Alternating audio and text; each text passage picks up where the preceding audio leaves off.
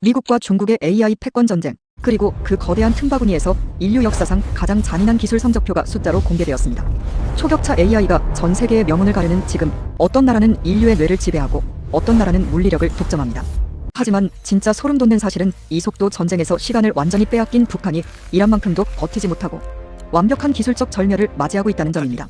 오늘 세계 최고 권위의 연구소들이 증명한 냉혹한 데이터로 그 미래를 생생하게 베일을 벗겨냅니다. 일부 국뽕을 걷어낸 냉혹한 지표, 미중 AI 패권의 투루프 미래. 우리는 흔히 중국의 기술력을 복제품이나 가성비라는 단어로 깎아내리곤 합니다.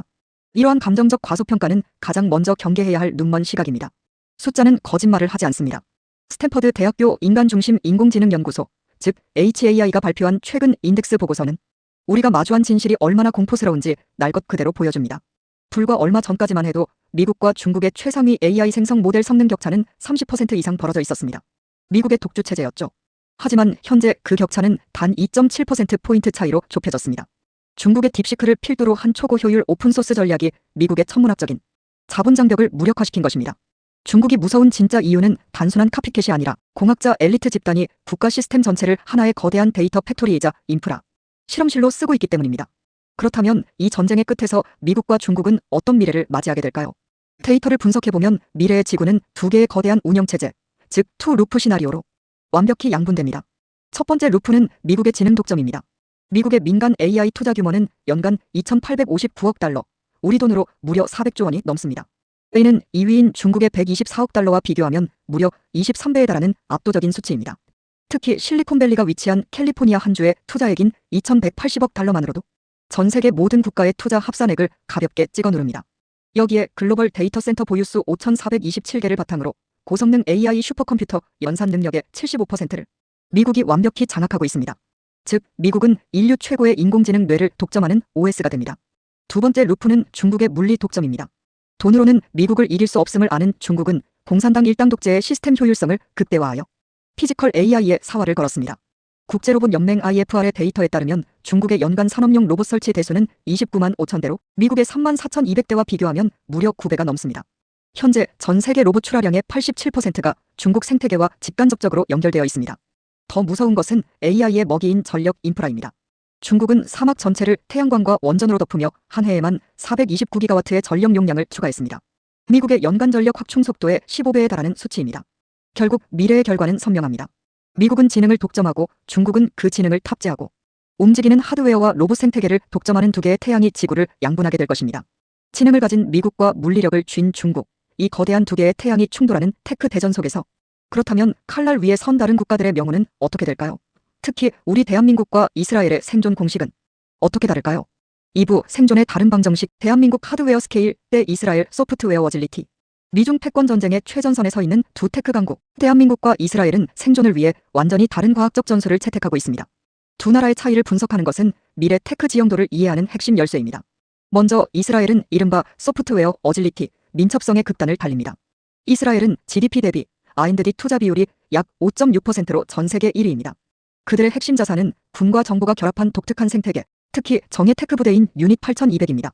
여기서 배출된 인재들이 사이버 안보, 방산 소프트웨어, 그리고 에자일 기반의 딥테크 스타트업을 창업하며 전 세계 소프트웨어 시장의 핵심 침 역할을 합니다. AI, 로보틱스 등 고도화된 기술을 다루면서도 시장의 피드백을 빠르게 반영해 제품을 고도화하는 조직입니다. 하드웨어 제조 공장은 없지만 미국의 소프트웨어 뇌 속에 침투하여 대체 불가능한 알고리즘을 공급하는 방식입니다. 반면 대한민국은 대기업 중심의 초거대 하드웨어 스케일로 맞섭니다. 삼성전자와 SK하이닉스가 버티고 있는 고대 역폭 메모리, 즉 HBM 시장의 전 세계 점유율은 90%를 상회합니다. 인공지능 가속기를 만들 때 한국의 메모리 반도체가 없으면 미국도 중국도 단 한 걸음도 나아갈 수 없는 구조입니다. 여기에 세계 최고 수준의 배터리 양산 능력과 군사 제조업 인프라가 결합되어 있습니다. 이스라엘이 기민한 게릴라식 소프트웨어 강국이라면 한국은 거대한 인프라를 직접 찍어내는 하드웨어 중전차 기지인 셈입니다. 미래 예측의 관점에서 볼 때 이스라엘은 미국의 지능 루프에 가장 깊숙이 결합하여 대체 불가능한 보안과 코어를 제공할 것입니다. 반면 대한민국은 미국의 기술 동맹 안에서 인프라 공급망의 핵심 앵커 역할을 수행하되 중국의 거대한 물리적 하드웨어 스케일 경쟁으로부터 우리만의 독점적 제조 영역을 사수해야 하는 거대한 과제를 안고 있습니다. 이처럼 강대국과 테크 강국들이 밀리초 단위로 초격차를 다투는 동안 이 치열한 시간의 흐름에서 완벽히 배제된 유령 같은 국가가 있습니다. 바로 북한입니다. 그들은 왜 이란만큼도 버티지 못한다는 걸까요? 3부 절대적 파멸의 데이터, 북한이 이란보다 먼저 기술적 절멸을 맞이하는 이유. 미국의 혹독한 경제 제재를 받는다는 이유로 많은 국제정치 전문가들이 북한과 이란을 하나의 선상에 놓곤 합니다. 하지만 과학적 테크 데이터의 렌즈를 들이대면 북한은 이란과 비교하는 것 자체가 모욕일 정도로 처참한 붕괴 궤도에 진입해 있습니다. AI 시대의 데이터와 에너지는 국가의 생명줄인데 북한은 이 생명줄이 완전히 끊어졌기 때문입니다. 첫 번째 지표는 데이터 생성력, 즉 글로벌 인터넷 보급률입니다. 국제통신연합 ITU가 글로벌 디지털 보고서에 따르면 이란은 미국의 장기 제재 속에서도 인터넷 보급률이 무려 80%에 육박합니다. 수천만 명의 이란 젊은이들이 매일 디지털 활동을 하며 데이터를 쏟아내고 이를 기반으로 자체 알고리즘을 훈련하여 러시아가 우크라이나 전장에서 사용하는 샤헤드 136 같은 가성비 자율 드론 체계를 양산해 수출까지 합니다. 그렇다면 북한은 어떨까요? 북한의 글로벌 인터넷 보급률은 0.1% 미만입니다. 미중 경제안보검토위원회와 정보당국의 분석에 따르면 북한에서 전 세계 인터넷망에 접속할 수 있는 인원은 군부 고위층 그리고 정찰총국 산하의 해커 부대를 모두 합쳐도 고작 수천 명에 불과합니다. 머신러닝을 돌릴 데이터의 원천 자체가 존재하지 않는 데이터 불임 상태인 것입니다. 두 번째는 연산 능력과 국제 제재의 비대칭성입니다. 첨단 AI 가속기의 핵심인 엔비디아 H100이나 B200 같은 반도체는 바스나르 체제와 UN 안보리 결의에 의해 북한으로의 유입이 완벽히 봉쇄되어 있습니다. 북한 내 초고성능 슈퍼컴퓨터 보유수는 공식적으로 0대입니다. 전 세계 슈퍼컴퓨터 인프라가 폭발하는 동안 북한의 계산 능력은 수십 년 전 아날로그 시대에 멈춰 있습니다. 가장 치명적인 것은 체제의 구조적 모순입니다. AI와 디지털 기술이 북한 내부로 유입되는 순간 철저한 정보 통제로 유지되던 수령 독재 시스템은 즉각적인 균열을 맞이하게 됩니다. 기술을 받아들이면 체제가 무너지고 기술을 거부하면 미중 간의 압도적인 군사 경제적 초격차 앞에서 먼지처럼 사라지는 외통수에 걸린 것입니다. 시간을 잃어버린 도태자, 북한의 미래는 무력 도발의 기회조차 잡지 못하고 시스템 자체가 멈춰서는 기술적 절멸뿐입니다.